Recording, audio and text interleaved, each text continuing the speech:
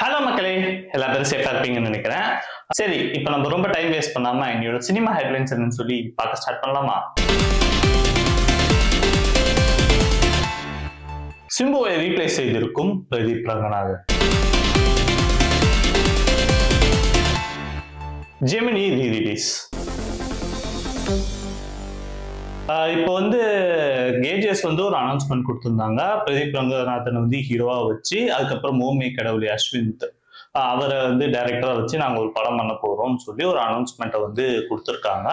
இது சொன்ன உடனே எல்லா பேரும் என்ன நினைக்கிறாங்கன்னா, ஒருவேளை சிம்பு பண்ண வேண்டிய கதையை தான் ரீப்ளேஸ் பண்ணி இவர் பண்றாரோன்னு சொல்லி ஒரு பேச்சு எடுப்படுது. ஏன் இதை சொல்றாங்கன்னு சொல்லி புரியாதவங்களுக்கு ஒரு சின்ன ஃபிளாஷ்பேக். அதாவது என்னன்னா, அஸ்வந்த் ஓமே கடவுளே படம் முடிச்ச அப்புறம் சிம்பு வச்சுதான் படம் பண்ற மாதிரி ஒரு பிளான் போச்சு. சிம்பு கிட்டயும் கதை சொன்னா சிம்புவும் ஓகேன்ற மாதிரியான ஒரு சில விஷயங்கள் போயிட்டு அவர் ஓகே எல்லாமே போயிட்டு இருக்கும்போது திடீர்னு பிரதீப் ரங்கநாதன் வந்தோடனே ஒருவேளை அந்த கதை சிம்பு பண்ணாததுனாலதான் பிரதீப் ரங்கநாதன் கேஸ்ட் பண்ணிருக்காங்கன்னு சொல்லி எல்லா பேரும் பேச ஸ்டார்ட் பண்ணிட்டாங்க.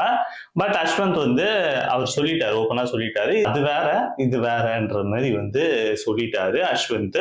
சோ சொன்னதுனால இந்த டாக் இதோட முடிஞ்சிருக்கு. இந்த படம் முடிச்ச அப்புறம் நான் டெஃபினட்டா சிம்பு வச்சு அந்த படம் நான் பண்ண போறேன்ற மாதிரியான ஒரு சில விஷயங்களும் சொல்லியிருக்காங்க. அந்த படம் ஏன் டிலே ஆச்சுன்னா, ப்ரொடியூசர் கிடைக்கல சிம்புக்கு. அதுதான் ஒரு பெரிய விஷயம். வேல்ஸ் கூட சண்டே ஆயிடுச்சு. ஸோ அதனால ப்ரொடியூசர் கிடைக்கலையா இல்ல அவர் வச்சு படம் பண்றதுக்கு ஒரு சில ப்ரொடியூசர் பயப்படுறாங்களா இன்னும் தெரியல. ஸோ அதனாலதான் அந்த டாக்லயே இருக்கு.